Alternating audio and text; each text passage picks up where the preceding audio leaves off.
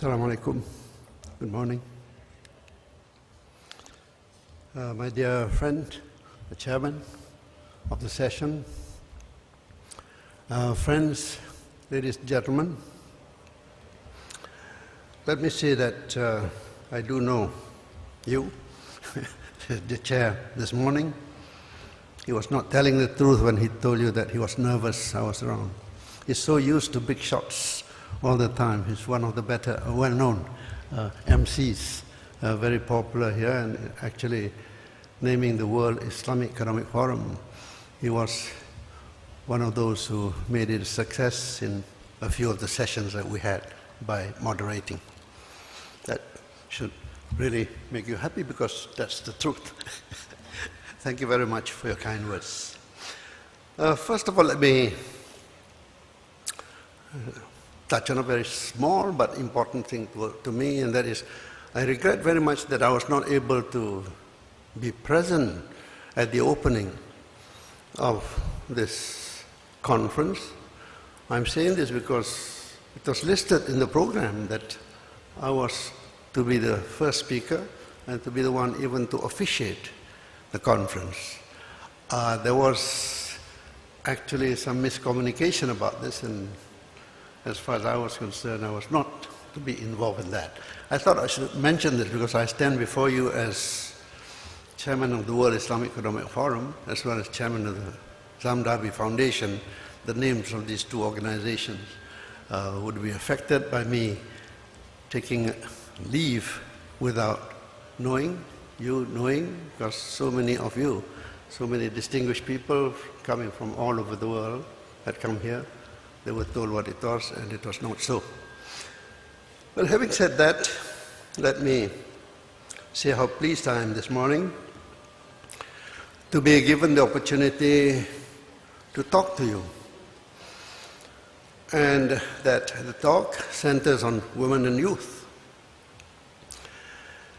And the invitation that had been extended to me was that this morning, on the subject of the 8th Millennium Development Goals, we are discussing how to develop a global partnership for development with particular emphasis, of course, on women and youth. To begin with, let me tell you that I had indeed, as explained by the chair, been involved in development both in my country as well as at the level of the wider world at large. My experience in bringing development to Malaysia itself, which started off as an underdeveloped country, is that slowly but surely, after independence, we were able to utilize the wealth the country had, and that we were able to spend the money that we had towards development, as against the very early days in the 50s, when so many other developing countries, on achieving development, failed to deliver, simply because the wealth of the countries concerned went into the pockets of leaders of so many of these countries, without having to name names. There were classical examples of misuse and abuse of power, and misuse and abuse of the wealth of the countries concerned. But I'm proud that as far as our history goes, we managed to give top priority to development overall, to the extent that we are now where we are.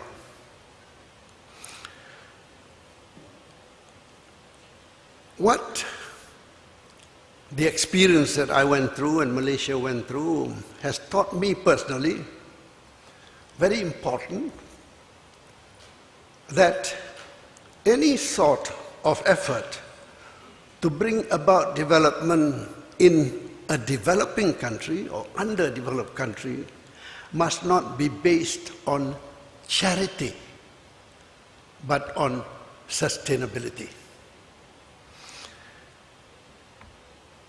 Having very briefly, 2 or 3 sentences to say how much I worked at the national level earlier on in my career. At the international level, the United Nations and its development programs are also not something that is unfamiliar to me. I have been through the whole gambit of international development through the United Nations as well as other agencies. I have been involved in the early efforts at world trade, how to rationalize it. I've been involved with UNCTAD, GATT, up to WTO. I've been involved in UNESCO, in ECOSOC. I've been involved in human rights. I participated in arguments those days about how to achieve a better world. But while I do not want to belittle the achievements of the United Nations, especially the Millennium Declaration, we do need to relook the old model of development aid from the rich countries to the poor countries, which is, to my mind, something that has done more harm than good, with a very few exceptions.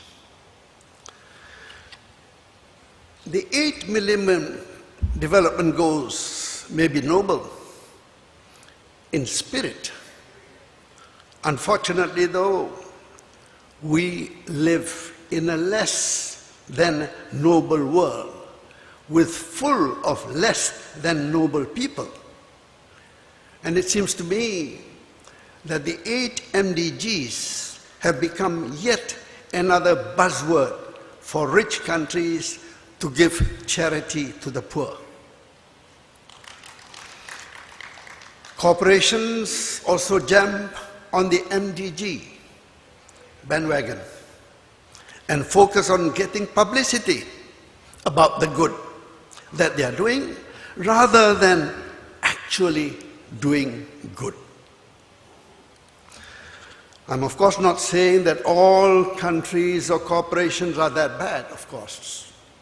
What I'm saying is that before we embark on any development program or partnership, we must need to understand what the fundamental truths are about the economies of developing countries in order to develop more meaningful partnerships based on sustainability rather than charity, so that they too would be able to become developed in the true sense of the word. Now, to zero into the subject of my speech today, let me make one basic observation, and that is that a country's overall development is closely related to how that country treats its women and youth. If a great deal of attention is paid to developing the women and the youth of a country, there is a strong chance that that country is developed. The converse, of course, is also true.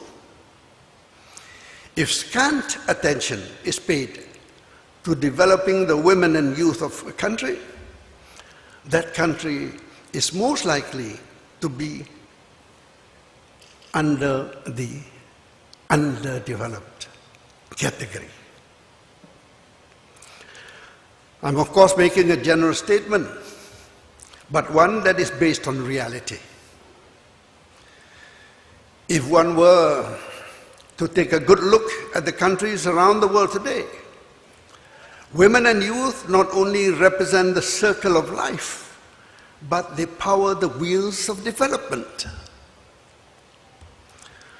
I'm proud to say that in Malaysia, we realized this generalization and took appropriate steps many, many years ago, practically since almost immediately on assuming independence.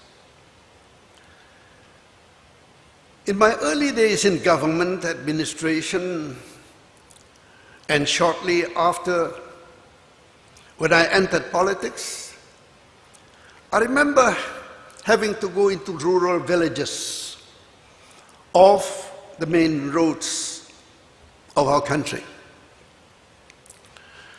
Now, when you went to such places, it is nothing like the modern villages and towns that you see today.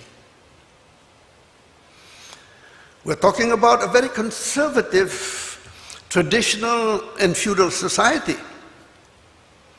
where not only the women, but the men too, were very submissive and did not possess any motivation to improve themselves beyond a certain point.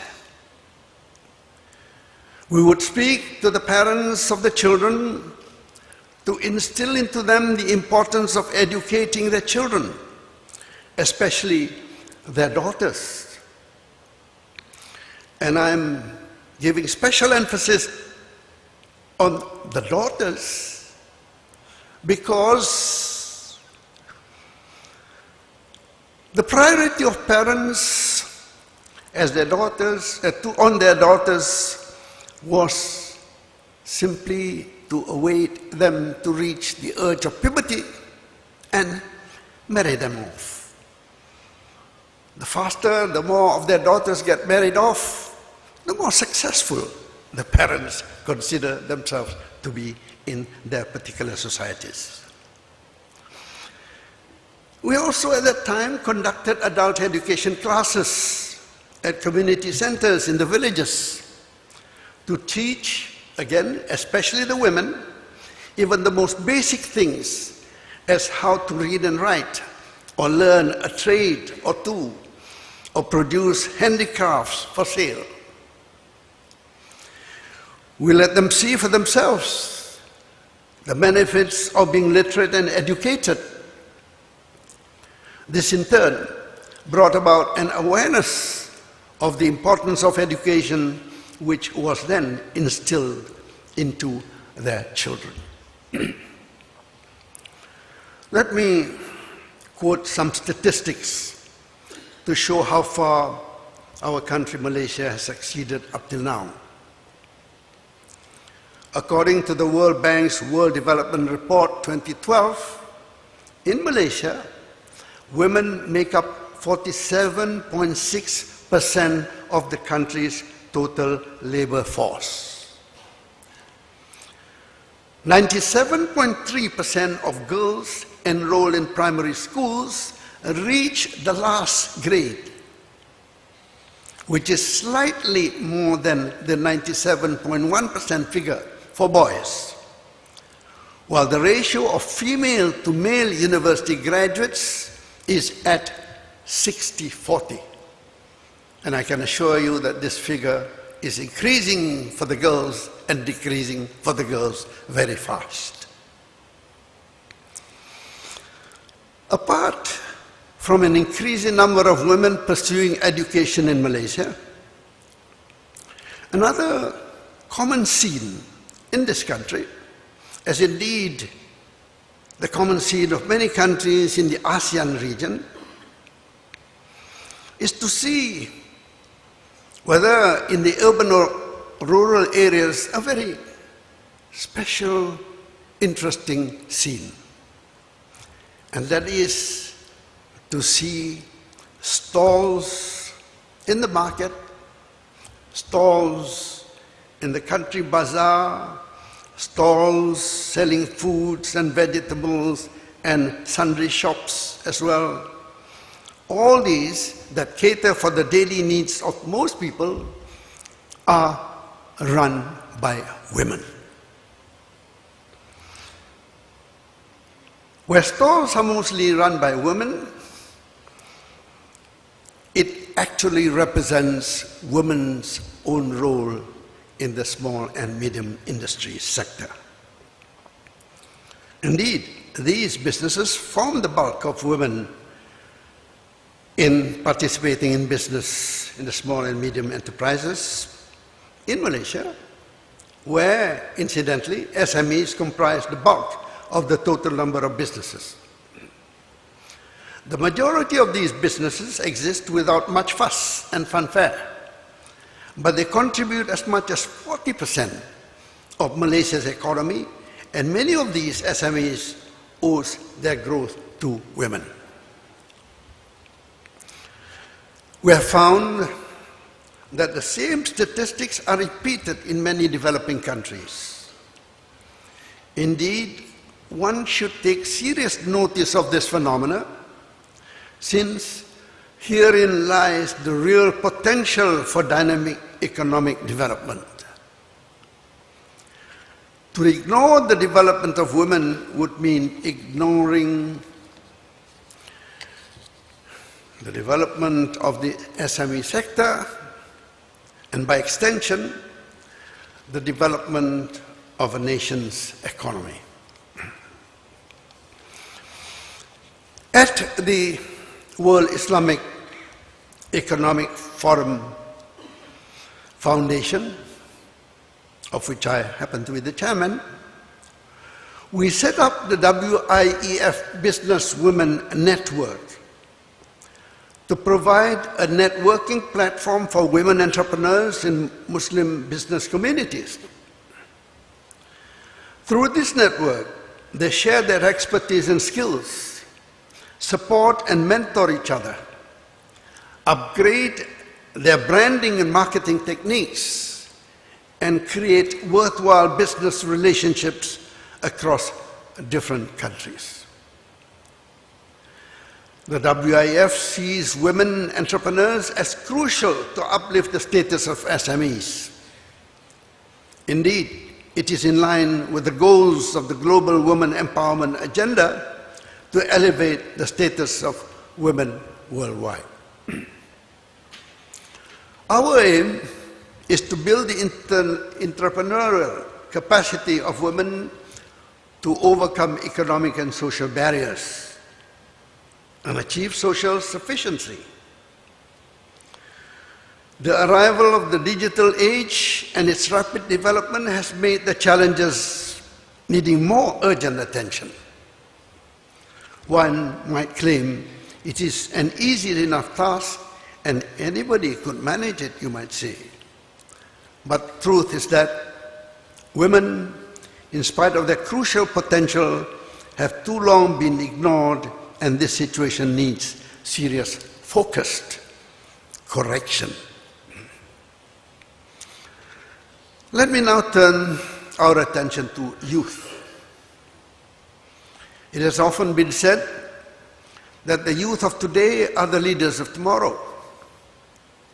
To me, this simply is no longer true. The youth of today are the leaders of today.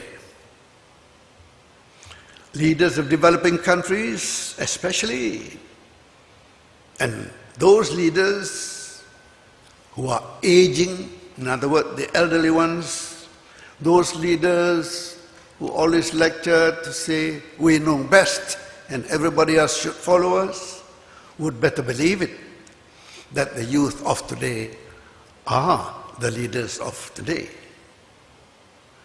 Otherwise, not only are they risking their personal positions, but also risking restiveness and even turmoil. In most developing countries, youth make up a large majority of the workforce, with sometimes as much as 60% of the population younger than 35 years of age. Digital democracy has taken root, where these youths, connected by the internet, have been galvanized and are able to take to the streets at a moment's notice, not only on political, but also on social and community issues.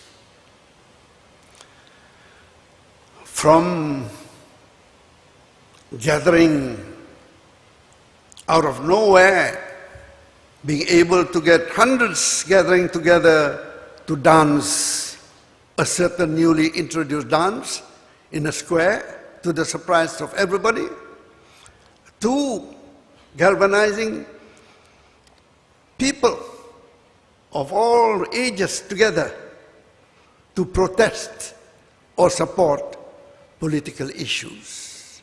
These are being done at short notice, and this is the reality of the world now when it comes to issues, when it comes to expressions of views and opinions.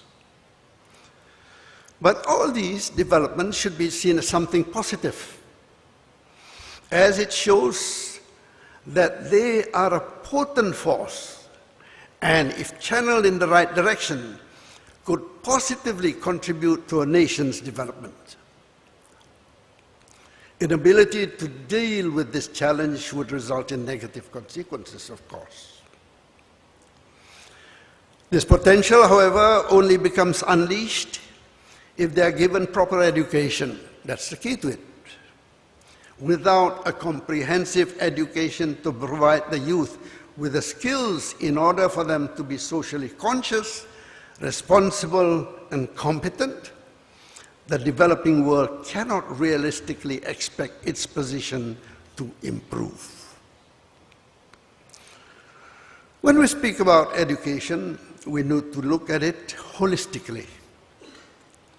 One can receive an education, but one may not necessarily be educated. During my actually worldwide travels since I was young, I had the privilege of the best education that was available, and that I had the privilege to have been introduced and exposed to many people of various cultures and backgrounds. Through my interactions with them, my perception of the world shifted and changed. More importantly, I learned the true meaning of education, which is to connect you to the next person and on to the world at large. Education not only gives qualifications to people for various careers, it also builds bridges beside providing opportunities for connectivity. It makes us pay more attention and actually understand on a deeper, more meaningful level what is going on around us.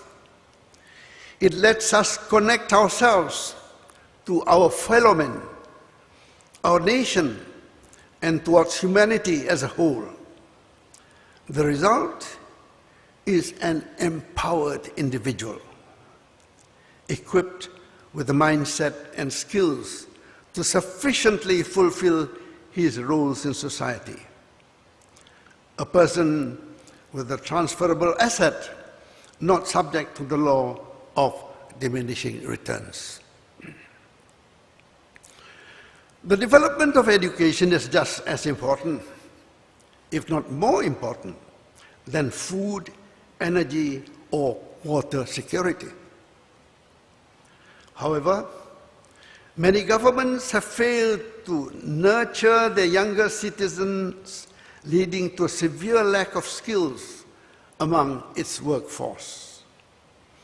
A blinkered education system would only produce a society of blinkered individuals, making up a nation where progress is stunted and the nation unable to fit within a community of nations able to positively compete towards the overall good. As the world becomes more complex and knowledge-based economies proliferate, it is no longer enough to just be literate. One has to be well-versed in all fields of knowledge. Doctors need to know how to use computers. Engineers need to know how the human being behaves. And lawyers need to know complex financial transactions. It is just the way the world has evolved. The education of the people has a huge impact on the welfare of the nation and its capacity to be competitive in the marketplace. Allow me to mention the WIEF again. The WIEF has identified the education of youth and the connecting of youth as crucial to the well-being and strength of the Muslim world, and by conscious extension, the whole world, irrespective of religion or belief. For this purpose, the WIEF set up the WIEF Young Leaders Network. Under this youth wing of the WIEF, there are cross-border internship and fellowship programs so that youth have a chance to learn new skills and share their knowledge. At the same time, and precisely with the same objective, the Sime Darby Foundation, of which I also happen to be chairman, has initiated CSR programs for the youth in more than 20 countries where the company operates. To some, these efforts that I've just mentioned may be small, but to us collectively, these activities are grounded on a good understanding of the real needs of women and youth. These activities don't hit the world headlines, but they do change lives.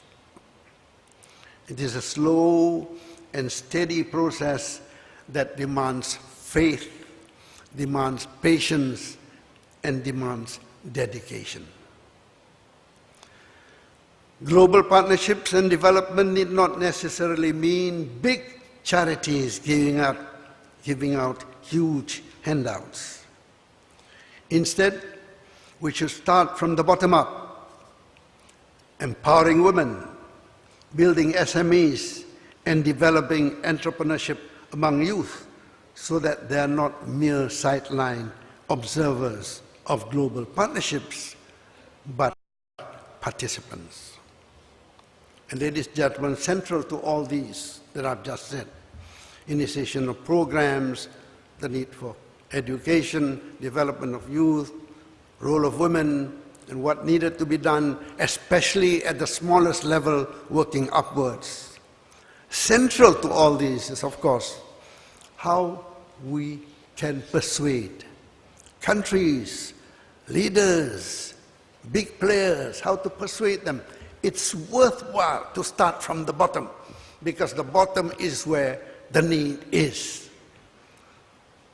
It is in the smaller countries and the developing countries that they need this attention. They need so much help and assistance. It is in these countries that neglect seems to be widespread. It is not fashionable, it's not headline catching, it is not worth it, it is not in the newspapers, but these are the meaningfuls that need to be done. And how to persuade them? Well, I come back to where we are in this stage. After speaking for about half an hour or so, I come back here. It all boils down to marketing. You need to market this idea. You need to tell people it is something worthwhile. You need to persuade people that the world urgently needs that sort of attention. So, rather than talk and talk and talk, and indeed we need to talk at a very practical, lowest level possible, rather than that, very simple call I make here. Let's get on with it. Let's do it. Thank you.